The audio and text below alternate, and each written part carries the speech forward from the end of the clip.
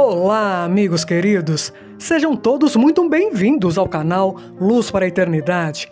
Trago para vocês o relato de Vanderlei, ou seja, Vande, como era chamado. Ai, Jesus! Exclamou ele com medo. É você mesmo, Vande? Essa psicografia se encontra no livro Aconteceu, da autora Vera Lúcia Marinzec de Carvalho, ditado pelo espírito Antônio Carlos. Nos ajude se inscrevendo no canal Luz para a Eternidade. Ative os sininhos das notificações, compartilhe com outras pessoas e deixe aquele famoso like. Muito obrigada.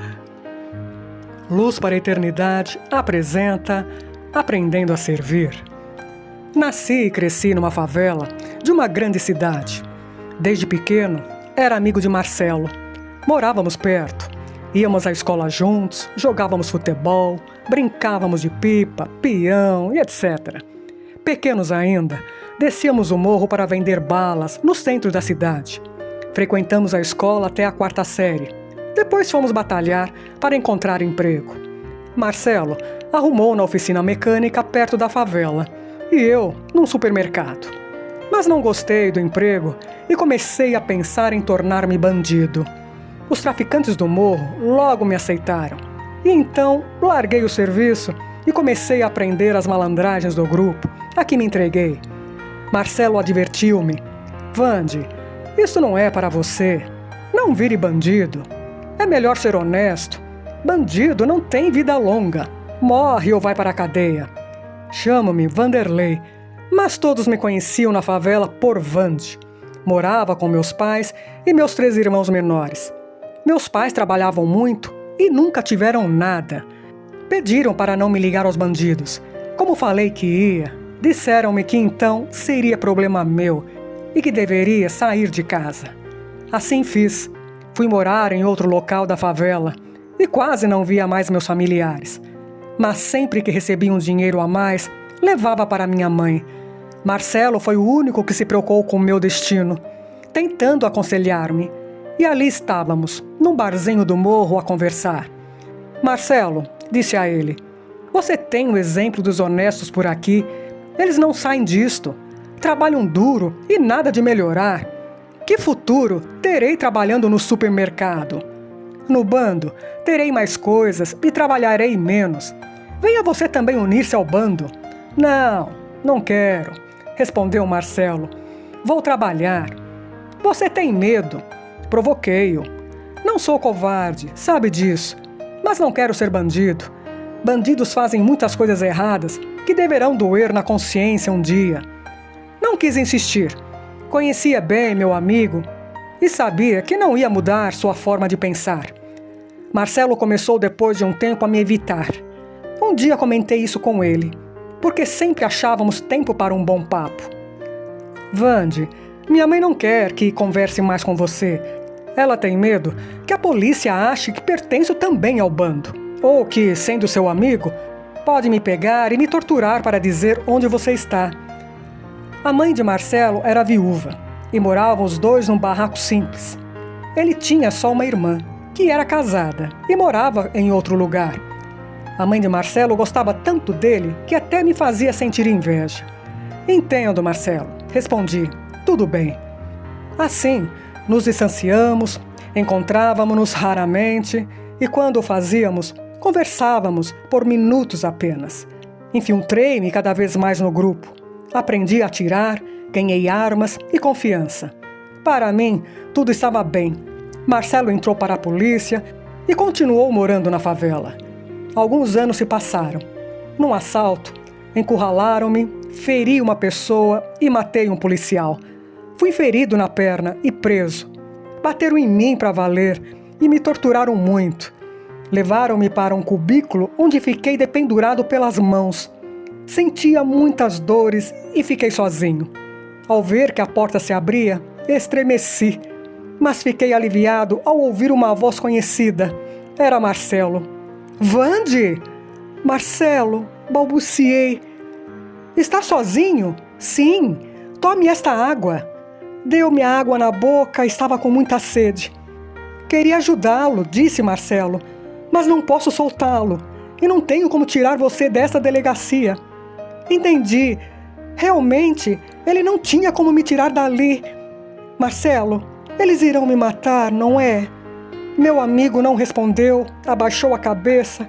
Compreendi que eles iam me eliminar devagar, aos poucos. Você matou um policial, uma pessoa querida de todos aqui. Vão interrogá-lo para que diga onde estão escondidos seus companheiros. Vão me matar por tortura, gemi. Marcelo novamente não respondeu, nem precisava.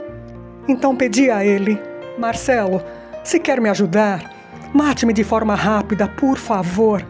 Quer mesmo? Por favor.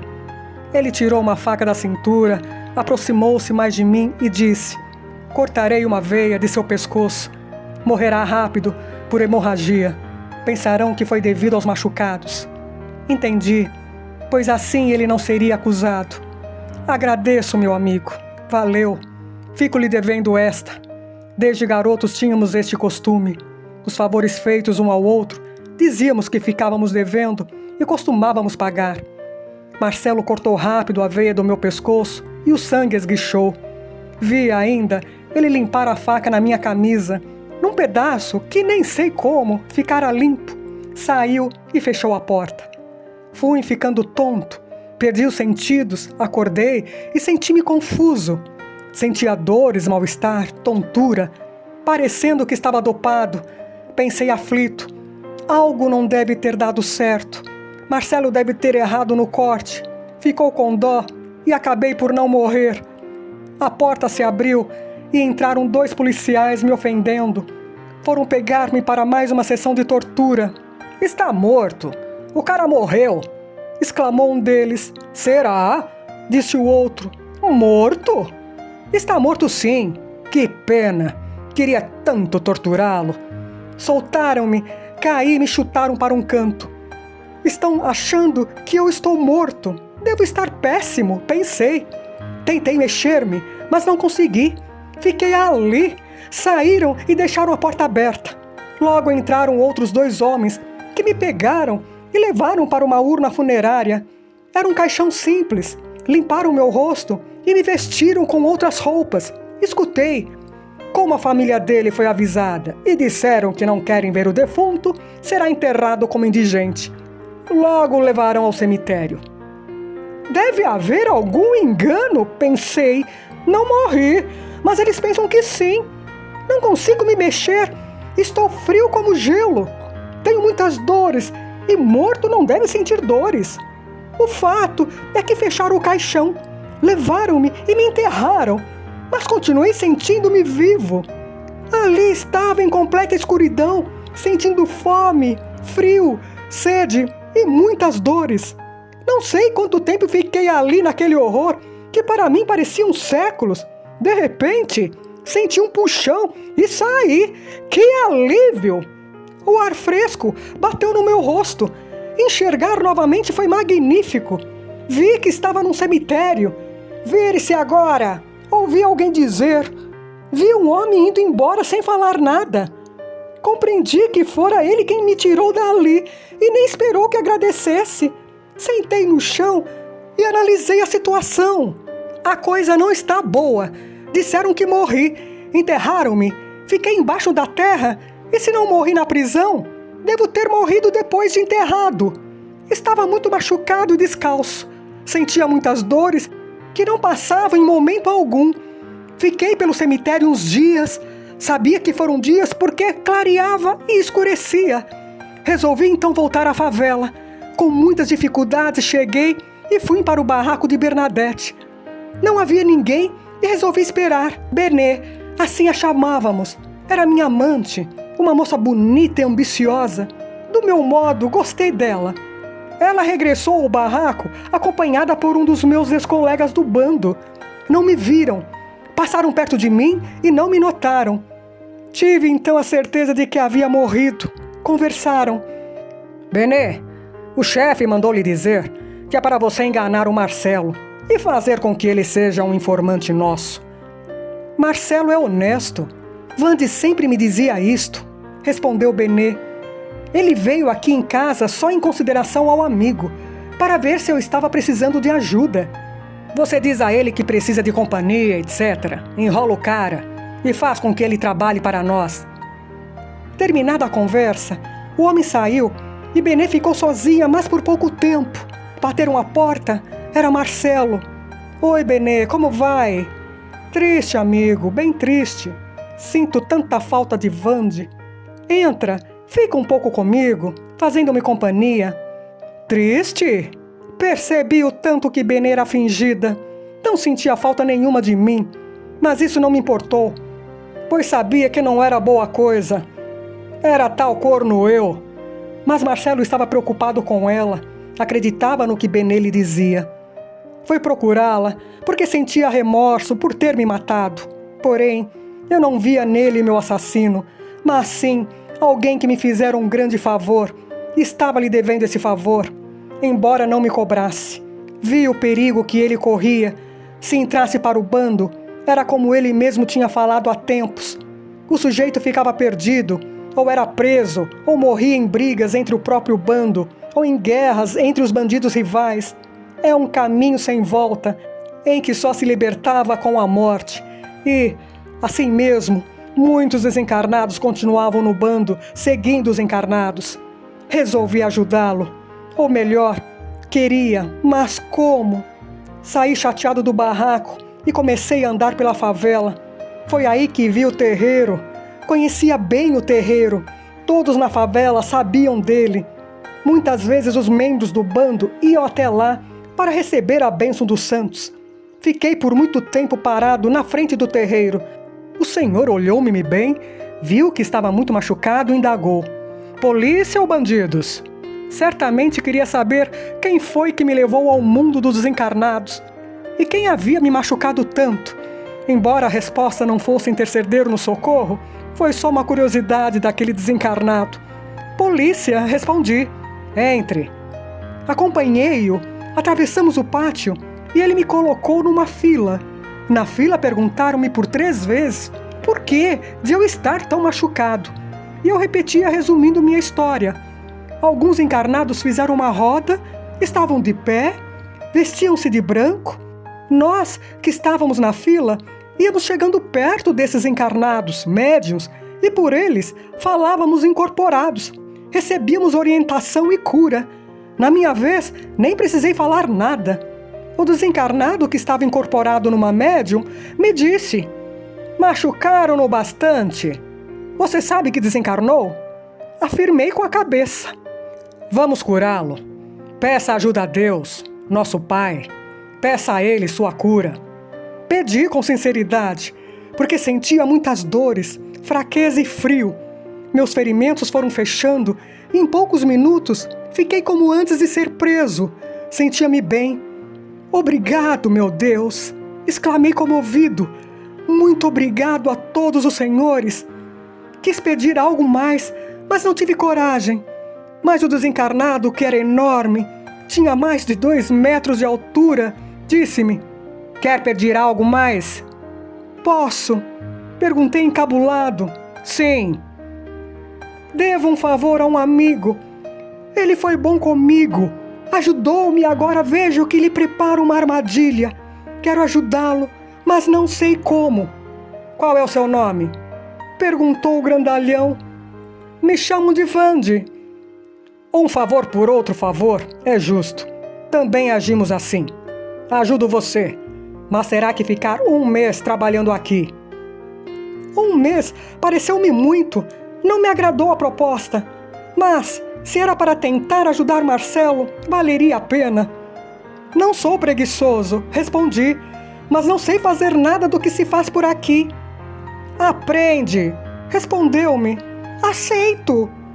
O desencarnado que conversava comigo chamou um outro que veio rápido. Era um negrinho, risonho, esperto, e disse-lhe apontando para mim: Trigo, você vai ajudar o Vande aqui a fazer um trabalho. Depois ele vem trabalhar conosco como aprendiz por 1 mês. Ficará sob sua responsabilidade. Trigo pegou-me pela mão, saí de perto do médium e fui com ele para outra sala. Vande, disse ele, Coloque este par de tênis. Não é bom que continue descalço. Achei ótimo. Estava incomodado sem calçado. Por que o chamam de Trigo? Indaguei. Apelido. Não gosto do meu nome. Gosto de trigo. Como o mentor daqui disse, com o trigo é que se faz o pão que alimenta. Agora, amigo, você deve me contar tudo para que eu possa ajudá-lo. Contei tudo. Vamos até Marcelo e verei como fazer para alertá-lo. Fomos até o barraco de Marcelo. Ele estava sozinho porque sua mãe havia saído. Continuava solteiro e morando com ela. Pensava em Benê. Que sorte, disse Trigo. O cara é médium. Com minha ajuda, você poderá tornar-se visível a ele. Ele vai me ver? Mas o coitado irá levar um susto. Todos têm medo de ver espírito. O susto não lhe fará mal. Ele é forte. Depois, será o impacto que o levará a acreditar. Quando você notar que ele o está vendo, aproveite e diga logo o que quer. Trigo colocou as mãos sobre Marcelo, fazendo movimentos de cima para baixo e, às vezes, as movia em círculo. Fiquei como o Trigo me recomendara, na frente de Marcelo. E ele, logo depois de Trigo ter acabado com seu estranho ritual, viu-me e ficou, como eu previra, assustadíssimo. Ai, Jesus! Exclamou ele com medo. É você mesmo, Vande? Mas você morreu. Quero que saiba que não estou lhe roubando a mulher. Eu, Marcelo, meu amigo, disse calmo para não aterrorizá-lo mais ainda e para ele saber que eu vinha em paz. Benê não me interessa. Ela não é boa pessoa. Morri e sei disso. Nós temos alma, meu caro, que não morre e estou vivendo de outra forma. Você me fez um favor, fiquei devendo e vim lhe pagar. Benê é do bando e está amando do chefe, preparando-lhe uma armadilha. Eles querem você como informante. Ela fará tudo para seduzi-lo e depois o convencerá a trabalhar para eles. Você há tempo me deu um conselho que infelizmente não segui e você sabe bem o que aconteceu comigo. Agora, lembro a você, não entre nessa, não é bom. É um triste caminho sem volta. Cuide-se, amigo. Adeus. Fui sumindo. Marcelo ficou parado, não conseguia sair do lugar e tremia de medo. Trigo colocou as mãos de novo sobre Marcelo e fez como antes. Fora ativada a sua vidência só para este fim, para ver-me. Meu amigo começou a pensar no que ouviu de mim. Obrigado, Trigo. Paguei o favor que devia a Marcelo. Ele é boa pessoa. Agora cabe a ele aceitar ou não meus conselhos. Engraçado. Dever favor a alguém que matou seu corpo? Disse Trigo. Na circunstância em que foi, é favor sim. Só mais tarde compreendi que tinha errado em pedir que ele me matasse, como também Marcelo errara por ter me matado. Embora seu ato tenha sido sem ódio, e sim por amizade. Não se deve fazer isso. A desencarnação deve seguir seu curso natural, e ninguém deve abreviar a vida física. Marcelo aceitou meus conselhos, a visão alertou-o, evitou Benê, e logo que foi possível, ele e a mãe mudaram-se da favela. Como prometi, voltei ao terreiro para aprender a trabalhar. No começo achei difícil, mas acostumei-me logo. Atendia aos desencarnados que ali iam em busca de ajuda e os levava para as filas. Alimentava alguns que estavam dormindo. Nesse local, havia uma construção no plano espiritual, um abrigo para desencarnados. Ali eram acolhidos desencarnados que sofriam e outros que dormiam. Alguns dos alimentos, na maioria das vezes sopa e sucos, eram feitos ali mesmo, ou recebidos de um grupo que vinha entregá-los uma vez por semana. Mais tarde vim a saber que era a colônia daquele espaço espiritual que os enviava. Um mês passou rápido. Trigo veio até mim. Vande, acabou seu prazo. Cumpriu direitinho o combinado. Fiquei pensando no que ia fazer quando saísse daquele lugar. Ir embora para onde? Estava gostando dali, pois naquele mês senti-me muito bem e feliz. Falei àquele que fora responsável por mim. Trigo, será que não posso ficar mais aqui? Gostei de trabalhar. Que bom ouvir isso. Claro que pode. Entendi o porquê de os mentores daquele grupo fazerem a troca que fizeram comigo. Um favor por um mês de trabalho. Muitos como eu, após o período de trabalho, passavam a amar aquele lugar e a fazer o bem. Dava-nos uma alegria que desconhecíamos. Assim mudava em muitos a forma de pensar e agir. Sou muito grato a todos esses trabalhadores pelo carinho com que me trataram e por terem me ensinado a fazer o bem. Assim fiquei por ali 2 anos, escutando bons conselhos. Tive remorso por ter assassinado aquele policial.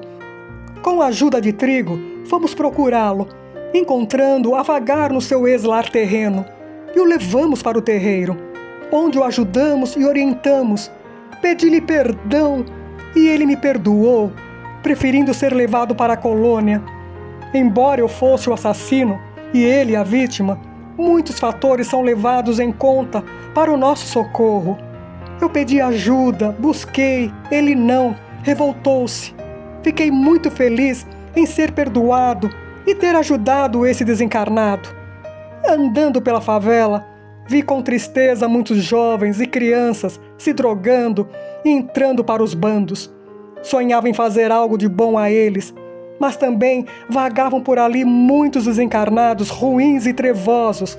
Formavam outros bandos que, por afinidade, se ligavam aos encarnados. Esses tudo faziam para incentivar os encarnados ao mau caminho.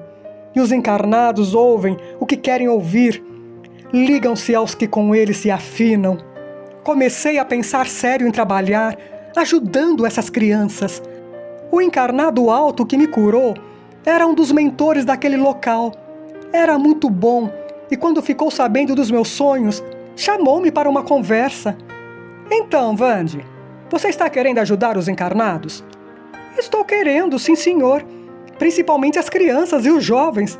Queria orientá-los para que não seguissem o mau caminho, mas não sei como. Quando chegou aqui, não sabia fazer nada, lembra? Aprendeu. Para fazer o que quer, tem que aprender.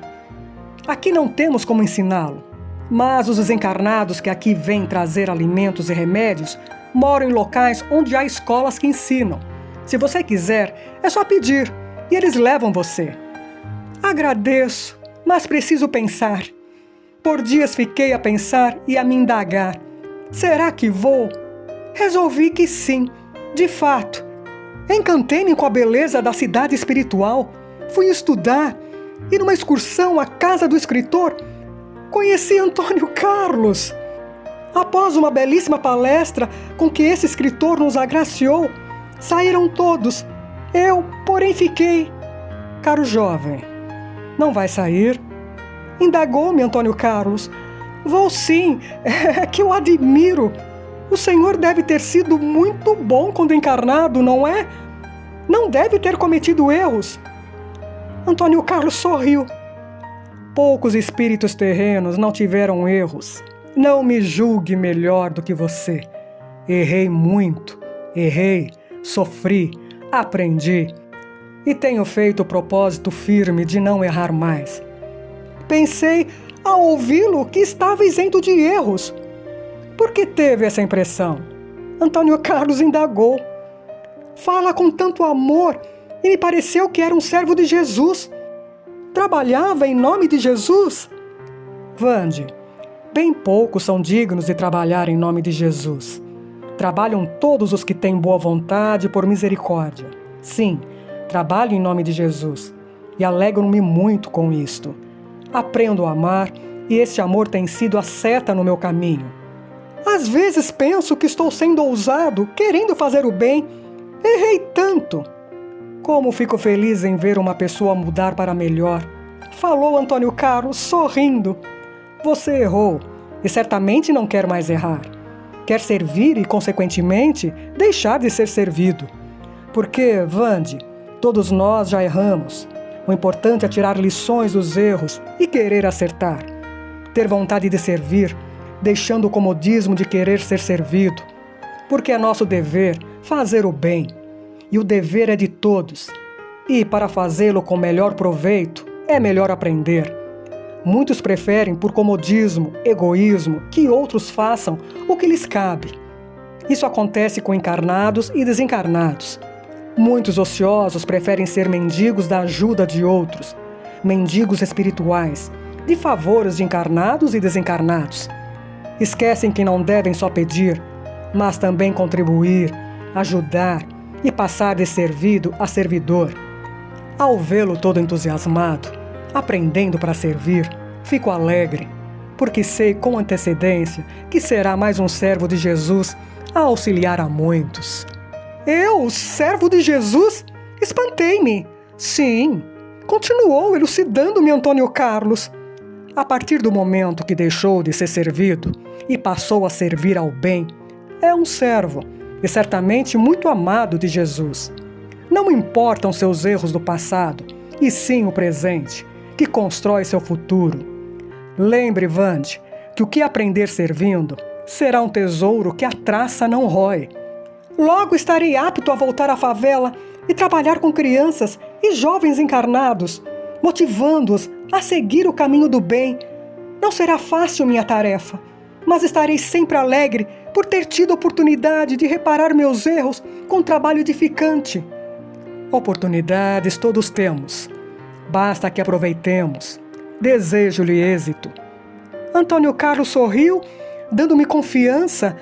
Sim, oportunidades todos temos. E que vitória alcançamos quando entendemos e deixamos de ser servidos para servir o bem. Mas antes de se despedir de mim, Antônio Carlos disse-me: Vande, você deve ter uma história interessante. Talvez, se escrevesse aos encarnados, pudesse servir de exemplo e incentivo a todos. Se você mudou, todos podem mudar para melhor e fazer o bem, porque é agora o momento. Eu? Ditar a encarnados? Por meio de um médium? Sim. Acho que não dá certo. Não tenho jeito, respondi. Se você escrever e me der, ditarei aos encarnados. Então fiz. Foi uma redação rápida que entreguei ao escritor para que ele ditasse aos seus leitores. Assim, eu, Antônio Carlos, conheci Vande e vim a ter conhecimento de sua história. Transcrevo com carinho, porque aconteceu. Amigos, servir é uma atitude que engrandece o ser humano. Através do servir, me sinto gente. O servir preenche a alma, aquece o coração, dá sentido à vida. Contudo, é preciso saber servir, ou aprender a servir. É preciso perceber quando, como e onde o meu servir pode fazer a diferença. Muitas vezes o servir é apenas ouvir, apenas estar à disposição. A forma mais comum de servir, no entanto, é trabalhar, colaborar, fazer algo para alguém que necessite do que eu posso oferecer. Muito obrigada por vocês estarem aqui no canal Luz para a Eternidade.